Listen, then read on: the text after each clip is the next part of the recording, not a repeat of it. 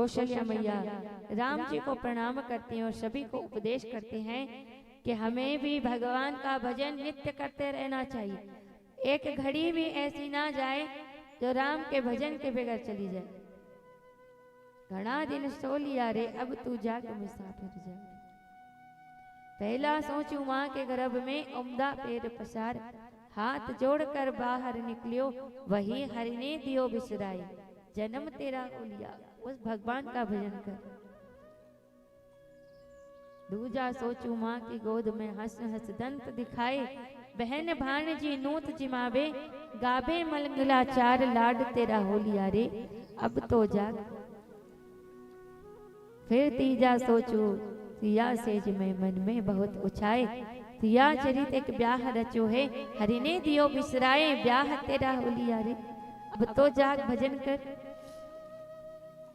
चौथा सोचू शमशाना में लंबा पैर पसार, कहत कबीर सुनो भाई साजो धीमी आंख लगाए। दाग तेरा हो लिया रे फिर पछताना पड़े। इसलिए कौशल्या मैया कह रही है राम जी से, पहले ही भगवान का भजन सभी भक्तों को करना चाहिए।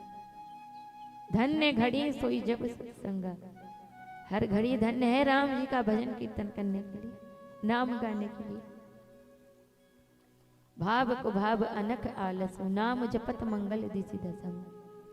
सो राम जी से कहा वो समय हमारा जो आपको देखे बगैर, आप जनकपुर गए ना तब से जितने दिन आपको देखे बगैर हमारे बीत गए ना, वो हमारी डायरी में मत लिखना। सुंदर प्रसंग तुलसीदास जी बाबा भोलेनाथ मां पार्वती को वर्णन करते हैं और अयोध्या कांड यहाँ विश्राम करते हैं। अभी तो बाल कांड विश्राम हो रहा है, यहाँ से अयोध्या कांड आरंभ होना है। बाल कांड की कथा ही हम पूरी नहीं कह पा रहे अभी। आज कथा का 6वां दिवस है, कल कथा विश्राम होनी है। बताइए हरि अनंत हरि कथा अनंता कितनी है। महीने भर भी कथा चले ना, जीवन भर भी चले, तब भी राम कथा पूरी नहीं होनी है। अभी तो बाल कांड की कथा और शेष है, गाँव तो और है भी, लेकिन बाल कांड विश्राम करते हैं। यहाँ से अयोध्या कांड आरंभ होगा, भगवान की वनगमन की यात्रा आरंभ होगी। तुलसीदास जी वर्णन करते हैं कि जब ते राम ब्याही घर आए, जब ते राम ब्याही घर आए, जब ते राम ब्याही घर आए, जब ते राम ब्याही घर आए। नित्य नव मंगल मोद बधाई, नित्य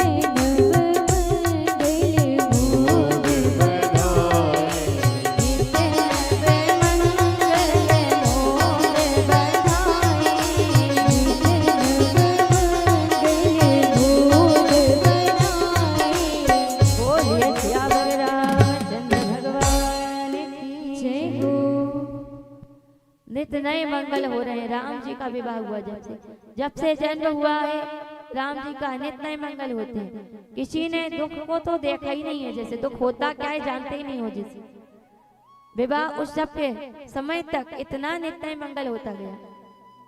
कहते हैं जीवन में बहुत अधिक सुख आ जाए ना तो फिर थोड़ा धैर्य रखना चाहिए, क्योंकि सुख की सीढ़ी है दुख और दुख की सीढ़ी है सुख।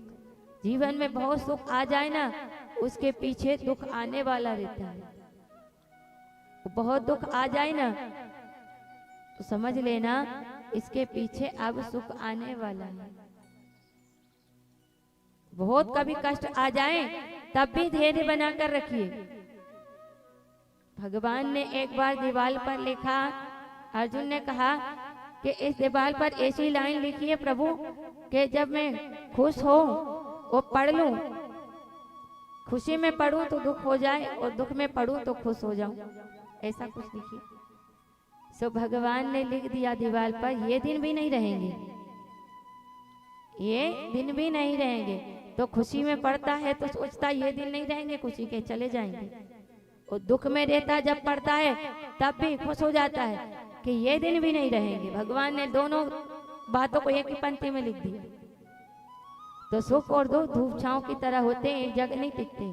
सूर्य देवता एक जगह नहीं टिकते, गोल गोल घूमते हैं ना, कभी इधर कभी उधर। पूर्व से आरंभ हुए तो गोल घूमते हैं, दिशाओं को बदलते हैं। ऐसे ही हमारा सुख दुख का चक्र है, चलता रहता, घूमता रहता, कभी सुख कभी दुख, कभी सुख कभी दुख। ये जीवन का चक्र भी हुए ऐसे ही चलता है।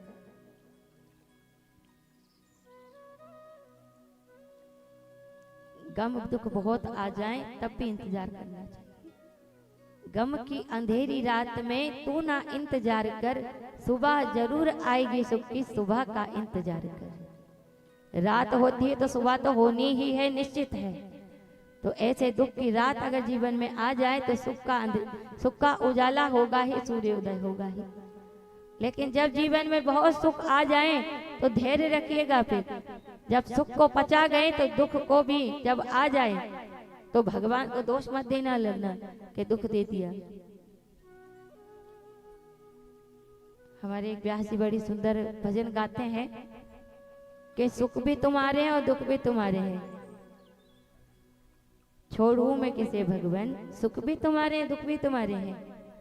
और अपने अपने कर्म के हिसाब से भी मिलता है सुख और दुख।